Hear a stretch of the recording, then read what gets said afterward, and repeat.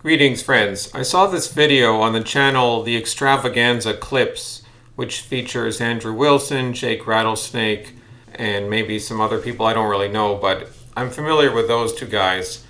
They were reacting to something the leftist Hassan Piker said regarding China when he was asked by Konstantin Kisin about an example of a country where socialism was done well, which provides an example America should follow. So this is kind of meta because I'm commenting on Andrew Wilson, who's commenting on a video of Hassan Piker being interviewed by Konstantin Kisin.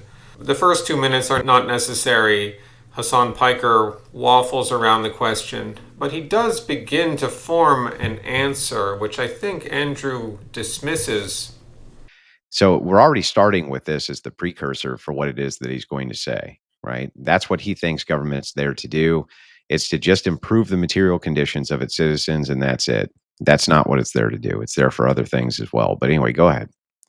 Landed gentry, or they were peasants from an agrarian society, or they were dominated by the landlords. But then ultimately, they were able to come into modernity and become like a powerhouse, an industrial powerhouse that is competitive with the largest superpower on the planet. I would say if that's the point of good governance, and I think you guys might agree with me on that, I would say China is probably the closest. And there are still plenty of failures within the Chinese system as well, plenty of issues within the Chinese system as well. But that's probably the closest, I would say, to an example that we should follow and lessons that we should learn from. This is something that I talk about quite a bit. Ironically enough, we only utilize some of the most repressive elements of Chinese governance here in the United States of America, especially in the second Trump administration, and none of the good stuff. We don't have any high-speed rail. We don't have any even development. There is seemingly nothing to look forward to in America in terms of economic prosperity, in terms of overall health of society, in terms of scientific achievements. And I think a lot of younger people also feel the same way, where they feel like there's nothing to look forward to here. Yeah, so And I'll give you stop it there. So let me point a couple of things out. He hasn't actually said much so far, right? That's the biggest problem. Is he's not being very specific. He's saying, look, there's nothing really here in the U.S. to look forward to as far as these types of innovations, and those are things that the Chinese people can look forward to. But the thing is that we beat most of these things, right? We've already licked them. They're not problems for us, and they haven't been problems for a long time. Wait, hold on. That's not what we're talking about. We're not talking about the fact that the Chinese want to have hope that they can produce some new rocket. It's about the fact that they can have a future and a family of their own, and there's still optimism in the future in that sense, like that they will have some degree of material prosperity. This has passed in Japan and in South Korea. The young people there don't expect to have the kind of lives that their parents enjoyed, materially speaking. But in China, that still lingers on. Now you could say China's slowing down, it's maybe beginning the decline, but it's still way ahead of these other parts of the world in that regard. I don't know why progressives are always harping on high-speed rail systems, right?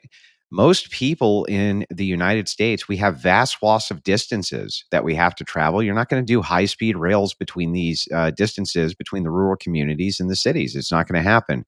In the cities where they're necessary or where they can be useful, like New York, we have subway systems. We have public transportation like this. But in the United States, it's not even possible for us to travel that way. Well, he says, well, we have subways in American cities. Yeah, they freaking suck. I mean, it sucks in Toronto, Canada. I can tell you that. It can be dangerous. It can like smell of urine and just slow, not on time. Now, maybe some American cities are better. There probably are better American cities, but I don't think the United States is known for its public transportation for the reasons which Andrew discusses. It's largely a car-based culture, and there's many advantages to that. That's great. If you can have the SUV, which he describes, a gas guzzler, and the freedom to go wherever you want at great distances, that's great. I mean, that's part of the way of life in Canada as well. But As someone who lives in a city, it's nice to have better public transportation. It does improve the quality of life for the masses. I agree we should send all of the immigrants home, all the ones that shouldn't be here. But it would still be nice to have good public transportation. And if it could move really fast, that'd be pretty cool. That'd be a good thing. The kind of crap that goes on here where people evade fares and homeless people doing whatever they want and all kinds of degeneracy and abuse and inefficiency in public transportation here in North America, I would bet that in China they generally wouldn't put up with that sort of stuff. They would get rid of you if you're doing that kind of stuff. And we don't need to. You know what I like? I like a big gas guzzling truck. That's what I like, right? Big giant gas guzzling SUV, which you're driving down the road just yourself if you want to, right? And you're traveling because you have access to that, and it's because your wealth, right? It's because the wealth of the nation. These people, these are not innovations. These aren't massive innovations for their nation. That's a crock of shit. Yeah, I can grant that America has China beat on innovation. But Hassan was mentioning other things about hope for the future and stagnation, obvious inequality in how the rich get ahead. That's not just about technological innovation. You can certainly grant that China steals technology, and there's this trope that they're not innovative. And maybe there's some truth in that, but I certainly think they're catching up. I mean, they can afford to win the trade war with Trump. Like, they can afford to say, sure, you can hit us with the tariffs. We won't give you your rare earth minerals. And Trump backs off time and time again. China continues to occupy more and more of global trade. This is the basic reality. This is why the global American empire ultimately wants to fight China in an economic war or even a real war.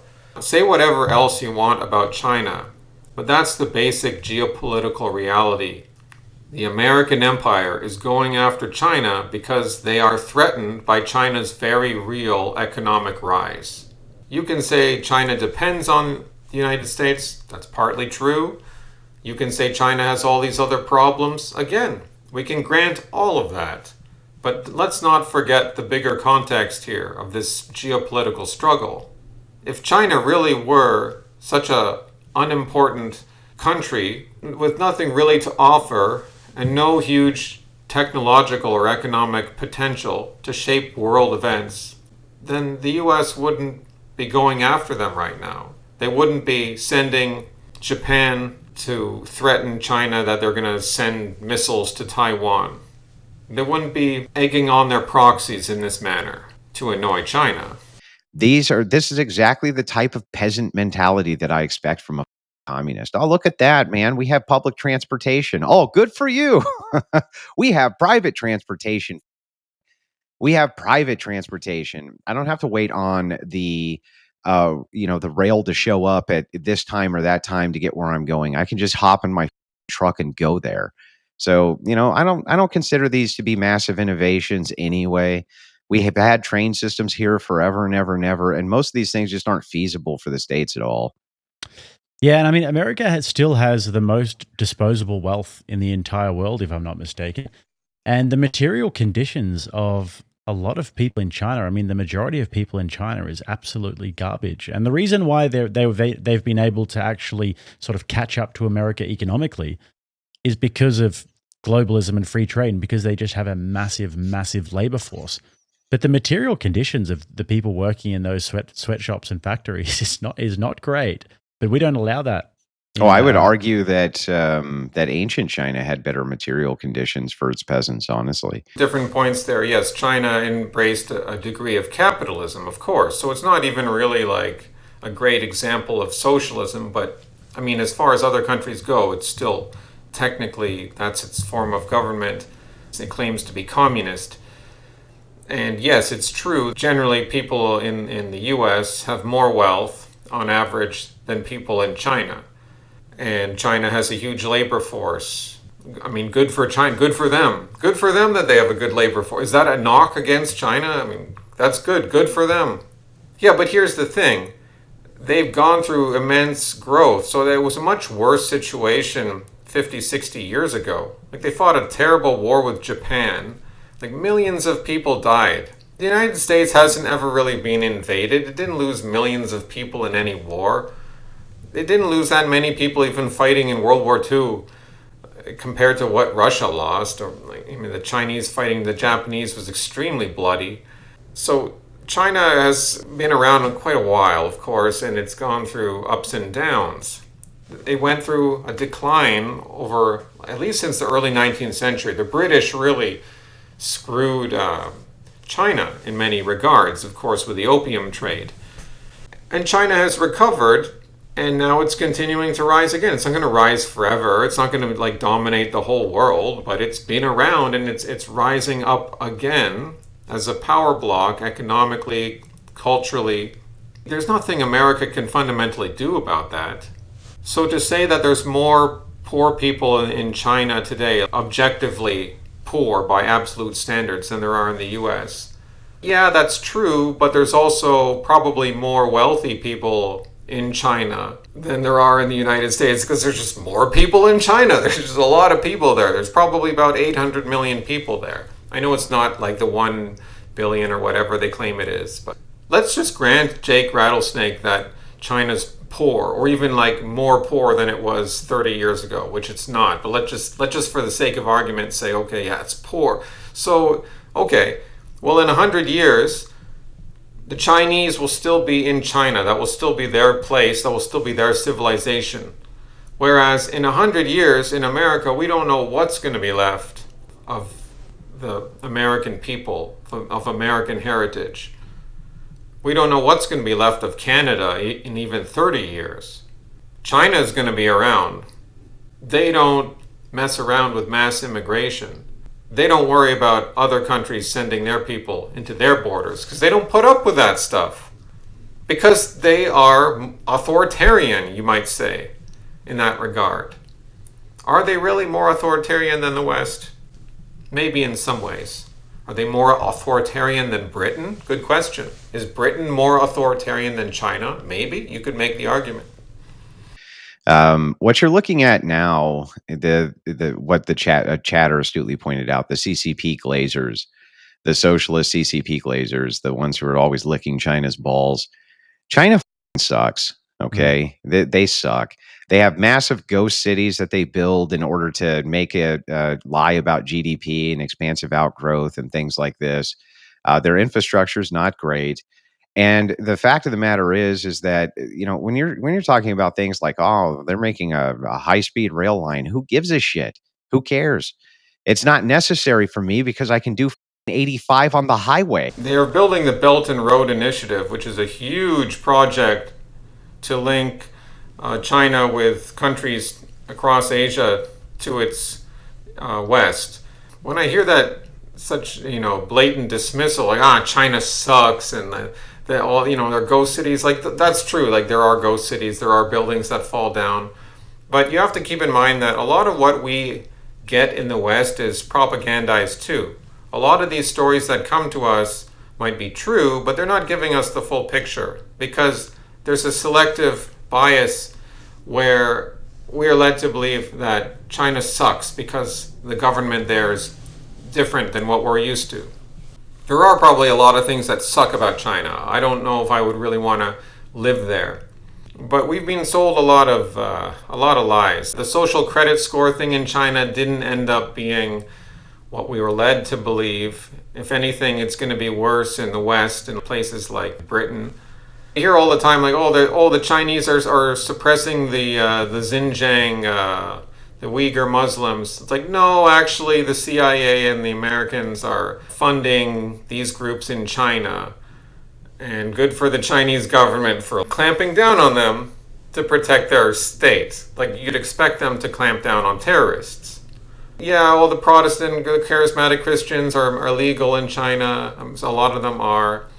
Well, a lot of them are probably used as infiltration to destabilize, to agitate against the government. I don't have a problem with the government expecting a church to have some sort of understanding with it. They can shut you down. That's historically consistent. even in Christendom.